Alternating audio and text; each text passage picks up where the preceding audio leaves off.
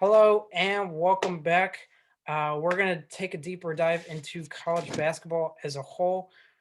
We're hitting towards the end of February already.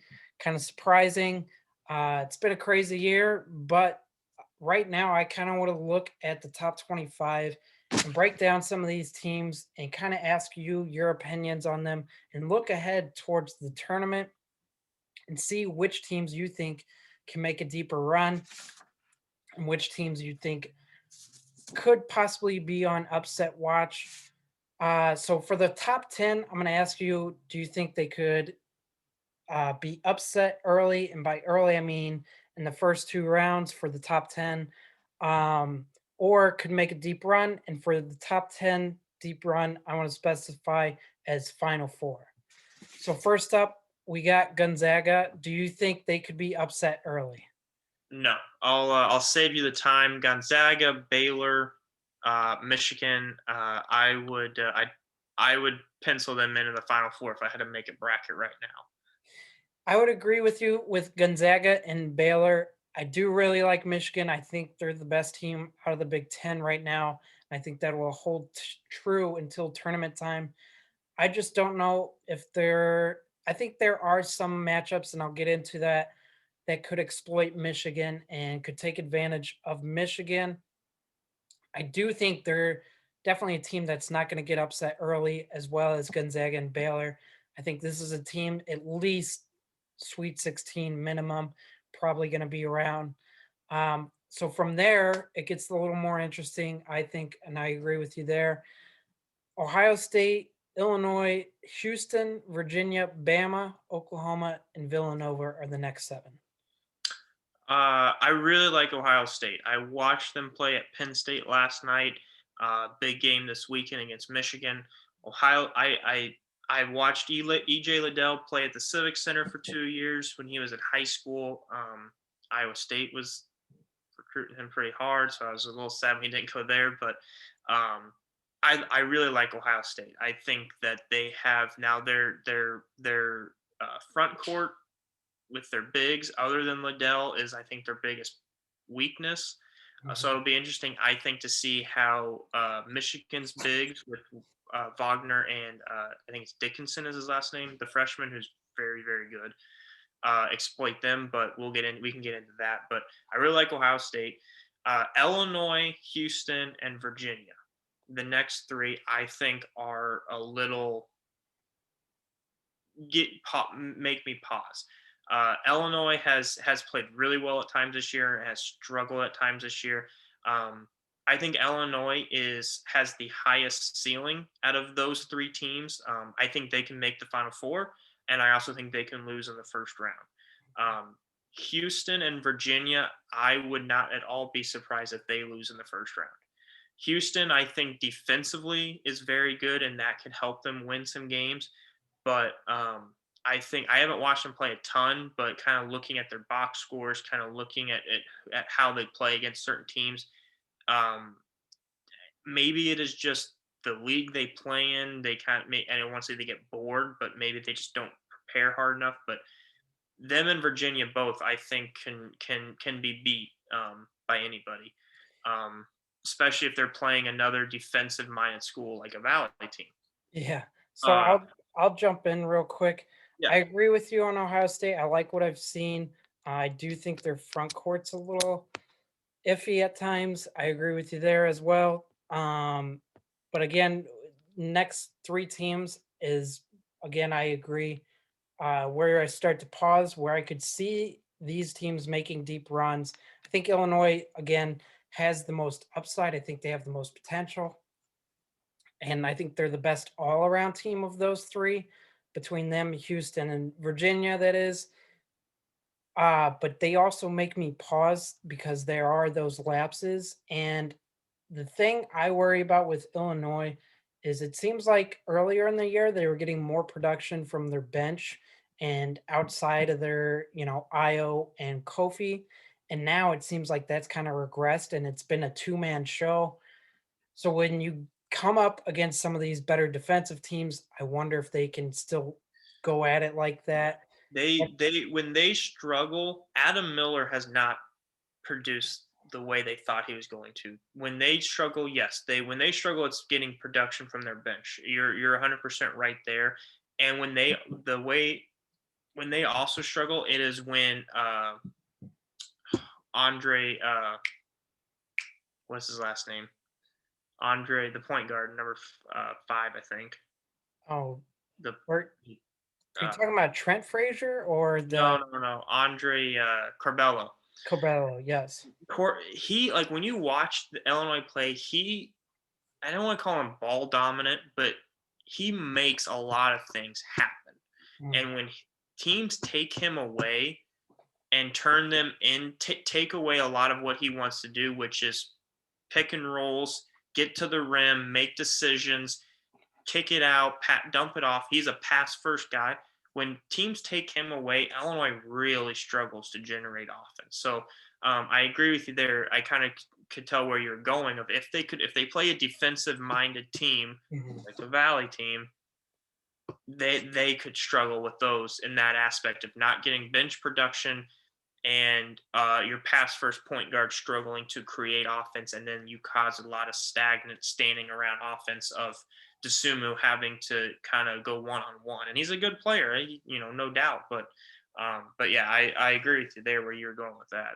Yeah, and then Houston and Virginia, I think one of the more underrated things about Virginia's title run was the fact that their matchups were very friendly to them. They played a lot of defensive minded teams going into the Final Four. Final Four, they played really well offensively. I agree with you. Both these teams are a little more defensive minded, and I haven't seen enough from them offensively to make me very confident in them. And that's why I could see either one of those teams losing in the opening weekend because they don't particularly shoot the ball very well either. And Virginia's success, especially what the way they play, relies a lot on being able to shoot the ball very efficiently. And Hmm. sometimes they haven't been able to do that. And their defense, while it's still very good, it's not as elite as it has been in years past. I think Houston's got one of the more elite defenses, but they struggle so much offensively that it's hard to really rely on them to put up the kind of points I think sometimes you need in the tournament. With that being said, though, the next three teams are Bama, Oklahoma, and Villanova. Yeah. And I one more point to make about Houston and Virginia. I think both of them kind of fall in the same category. I kind of mentioned with Houston about kind of not preparing well enough for your teams. I think like for Houston, it's well, we didn't, last few weeks we kind of were, and then all of a sudden you have to turn it on and play well in the tournament. Virginia, the ACC is down. You're not getting good competition every night like Illinois at least is in the Big Ten. But uh, Alabama, Oklahoma, and Villanova. Alabama is a team I kind of put with Illinois of they could make it to the Elite Eight and Final Four potentially because of how well offensively they play. They can, if they get hot and shoot the ball well and get some good if their first two matchups say they play teams that want to run, they will beat those teams. Mhm. It doesn't matter who they are, probably outside of maybe a couple of teams above them, but they can win games in the 80s and 90s because they have that in them. If they play defensive minded teams, I think that they are good enough to beat a couple teams and make it a couple games. But they are another team that I think has a high ceiling, but could also lose in the first round, similar to Illinois, because all it takes is one bad shooting game with them, with how bad defensively they are. Um, Oklahoma, being a Big 12 guy, Oklahoma, I think to me is kind of a dark horse Final Four team. Lon Kruger's a good coach. They play good defense. They have good guard play. They have a post guy they can run through in Brady Manick. I think that they check a lot of boxes. The question for me though is I've seen them play in a couple games where they've had to play in the half court and generate half court offense and get stops. They did it against Texas. They did it against Alabama, um, and I think that they have what it takes to get to the Final Four. The only thing I question is if they play a team, another top team in the Sweet 16, for example, do they have the athletes and the just overall talent to beat those teams? Do they have everything what it takes to get there? Yes, but if they go up against uh, a Florida State, for example, in the Sweet 16, Florida State is more athletic than they are. Florida State has more highly touted guys than they do. That's where I think they might, falter just a little bit. But I really like Oklahoma. And then Villanova, it's hard to bet against Jay Wright. It's hard to bet against a fundamentally sound team, a team that doesn't beat themselves, a team that um, when they are playing their best basketball, it is better than almost anybody else in the country. So I'm not saying that they are Final Four good because this is kind of a little bit of a down year for them compared to recent years. But I think that they are going to be a very, very tough game against anyone. And I wouldn't be surprised to see them in the Final Four, but I think that they have the highest floor out of anyone. I think Villanova is at worst a Sweet 16 team, and maybe gets Ohio State in the Sweet 16, and they can beat Ohio State. Right. But yeah, I think out of all those teams, those last three teams, Oklahoma is a team that I think is kind of my dark horse out of those last three teams to make the Final Four. And it's not just because they're in the Big 12.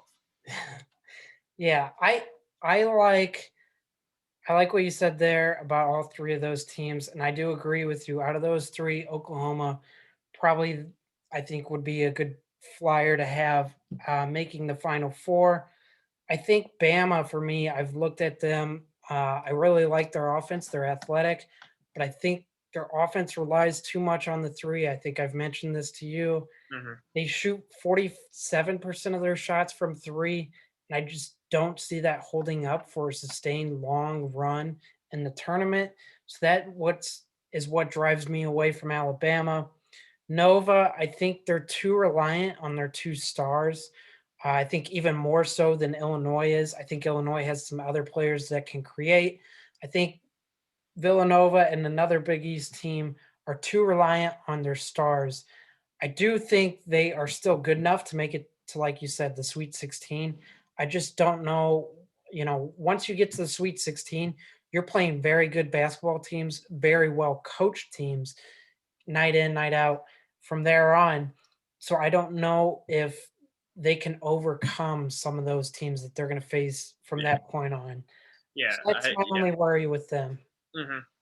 Yeah, I think when you're looking at the top 10, I think it's Gonzaga, Baylor, Michigan, and Villanova have the highest floors. Yes. I think those four teams, I would be confident to say, are going to be in the Sweet 16, probably even the Elite Eight, out of all 10 of those teams. And the other thing I think we need to look at too is you look at Baylor, I would assume Houston, probably some of Virginia, Alabama, Oklahoma have all played in front of crowds. Now, a lot of what do a lot of these teams have in common? They have a lot of returning players who played last year with full capacity crowds, but I don't think it's crazy to think that a team like Villanova or Illinois, Ohio State, Michigan, who haven't played in front of crowds for the last few months, they announced today the NCAA tournament's going to have 25% capacity. Like, that's not a lot of fans, but that's a lot when you haven't played in front of any. Yeah. Well, and one thing too, I'll note when you talk about that is when some of these lower seeds get into game or I guess higher seeds get into these games, are competitive in these games. I witnessed it when I went to the Bradley Michigan State game. Mhm. The crowd isn't necessarily, I mean, outside of the family and friends, isn't necessarily rooting for one specific team. They're rooting for a good game. But whenever a higher seed is close in there, they tend to root for that higher seed. And the momentum starts to swing to that higher seed. Mhm. And you see it all the time. The crowds neutral for a reason because they're waiting to see how things go. And I think in those situations, especially this year, that could be a big difference, like you're talking about now. Yeah, I mean, I think I think when you think about it, of a team like, I think when you look at a team like Virginia, for example, they're a relatively younger team. They have guys who played last year, yes, but they are a relatively younger team who hasn't played in front of a lot of crowds this year. And getting in front of a crowd against, maybe they're a 4 seed, and that higher seed that they're playing gets a little bit of momentum, gets the crowd going a little bit. Can't You just don't know how they're going to react to that versus a team like Oklahoma or Alabama, who has played in front of at least some crowd this year. And Mm, not to mention they're all going to be in Indiana, so I have to think some of the Big Ten schools are going to be cheered against by neutral fans, who are Indiana fans. Um, but I think out of the top 10, I think there's a handful of teams I know I will pencil into the Sweet 16, but there are some teams that you look at that top 10 that I can see losing in the first 2 rounds of the NCAA tournament to higher seed teams, right. um, double digit seed teams. Right. So with that being said, 11 through 25, I'll ask you the same thing, but for this, a deep run, I would consider Elite Eight for most of these teams, and then early exit would be first game, one and done. So I'm gonna list them off, and then you can kind of just talk about the teams you like, teams you think should be on upset alert, probably, or look out come tournament time. Iowa at 11, Texas 12, West Virginia 13, Creighton 14, Texas Tech 15, Florida State 16, USC 17, Virginia Tech 18, Tennessee 19, Mizzou 20, Wisconsin 21, Loyola 22, Kansas 23, Arkansas 24, and San Diego State rounding out the top 25. Um, Obviously Iowa and Texas, I think, are two teams that their best basketball is very, very good. We've seen it with Iowa; they struggled defensively. It's kind of a known thing now, but they looked really good the other night against Wisconsin. Um, and I think their best basketball is top 5, 6, 5 in the country. Same thing kind of with Texas. Texas and Oklahoma, I think, are kind of similar. Of both have good guard play, both have good bigs, both are very well coached. The thing about Texas that does concern me a little bit, same thing with Oklahoma, if they play better athletes. Texas has a lot of really good basketball players, but they don't have a lot of great athletes. They have a lot of good athletic big men. But I think if they get in a track meet up and down with better athletes, that's where I pause a little bit with them. Um, Florida State and USC are two teams that I would take flyers on to make the Final Four. I think both those teams have what it takes to get to get there. Florida State is basically underrated every single year and somehow makes the Elite Eight every single year, and then they're underrated the next year. They've put guys in the draft. They've made deep runs. They're well coached. Uh, they like Florida State. I would not be at all surprised to see in the Final Four. I think that they're good. They're playing good basketball right now. Same thing with USC. I watched a little bit of. I've been watching some more Pac-12 games, giving the Pac-12 some love as we talk about, because they've been starting them at like 7 o'clock, thankfully. Um, and Evan Mobley for them is a weapon. Like that dude is insane. They have his younger brother, Isaiah Mobley, very, very good. They have some good guards. They have some shooting. I kind of question with them though the same thing as kind of Texas and Oklahoma, but a little bit reversed. They have really good athletes, but if they play a half court, really good basketball team, can they like USC to me's worst nightmare would be a Villanova, Mhm. a team who's going to play you half court, defend you well. And I think they would be a team that is kind of in the Illinois category of could make the Final Four because they have basically two lottery picks on their team, but could lose in the first round to a Loyola Chicago really good defensive half court team. Um, Two teams that I would not be surprised to see lose in the first round: Virginia Tech and Missouri.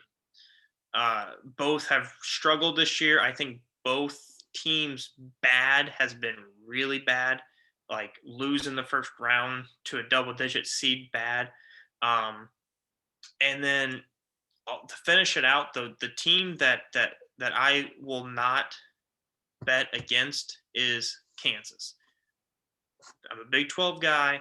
I hate Kansas, but Bill Self will find a way to get them to the Sweet 16 and be right there to potentially win the Sweet 16 game to go to the Elite Eight. I know they haven't shown it yet. I know, or they've looked bad this year, but until Kansas actually loses in the NCAA tournament, I will in my head be like they're going to go to the Elite Eight because it seems like it happens every single year.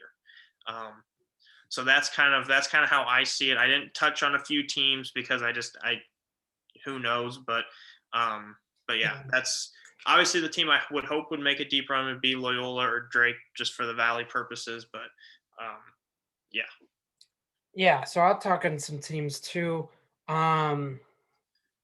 So I actually am the reverse on Kansas. Kansas is a team, I've told you this, they don't shoot the ball well. They're not as athletic. There's not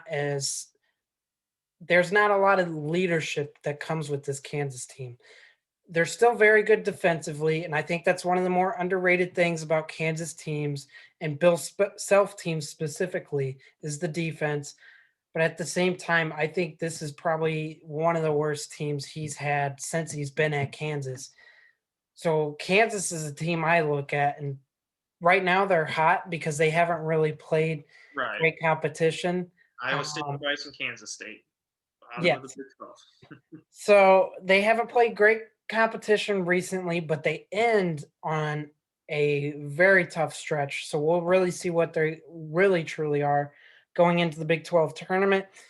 And I think that's a team depending on matchup, I would probably have them being upset. I agree with you with Mizzou and Virginia Tech, two teams I'm not really high on. Wisconsin, I'd throw in there as well. Another team I'm not very high on. Creighton, I think this might shock you and some other people. I'm not high on Creighton because I think it's too much of Marcus Zagorowski. I think it's the same thing as Nova, but I don't think they're as good as Villanova. I know they blew out Nova, dominated them, but I think that's a one-off thing. I think Creighton's a team that really scares me to put them deep into a tournament run. I would love to see a Creighton Alabama game. That game would be Yes. 93-92 with at the under 4 timeout in the second half. I do really like FSU. I've been telling you that. I think they're the best team in the ACC. I think they've had their COVID issues, their injuries, and I think now they're healthy and they're rolling. And that's a team, I don't care what your seed is, who you are. That's a team I do not want to see in my bracket. USC, I really like as well. I like what you said. I think they're a team when you talked about you don't want to match up against an athletic team. I think that's a team along with Florida State that you think of. This is probably I forget his name, Enders, right? Something like that. The coach at USC. Yeah, he was a coach at Florida Gulf Coast Yeah, when they won the few games. Yeah. yeah. I think this is his best and most athletic team, Hmm. and most resembles that Dunk City that we saw when they made that run. Another team, Or was it Dunk City? Was it Dunk? Lob City was the Clippers, wasn't it? yeah, they were Dunk City. Yeah. I do like Iowa and Texas. I think West Virginia is a little underrated. I think they're a little bit better. I just think that speaks on the depth of how good the Big 12 is. Texas Tech, I think's a team. Mac McClung's going to take them as far as he can. Outside of that, The rest of them, I could see them making sort of a run. Arkansas is getting hot right now. I could sort of, but not really. I'm not too high on the SEC, but I'll give you two teams that aren't ranked that I've really have caught my eye. And I think one of them falls into they're just an athletic team that, they're going to be on that 8-9 line. And I don't think if you're Michigan or Ohio State, you want them in your bracket. You hope they go to Gonzaga or Baylor. And that is LSU. LSU, I'm not big on the SEC, but LSU is just athletic. They're going to push the pace, they're going to get up and down. And I think that would just be a nightmare for either Michigan or Ohio State because they're just as big as those teams, but they're a little more athletic.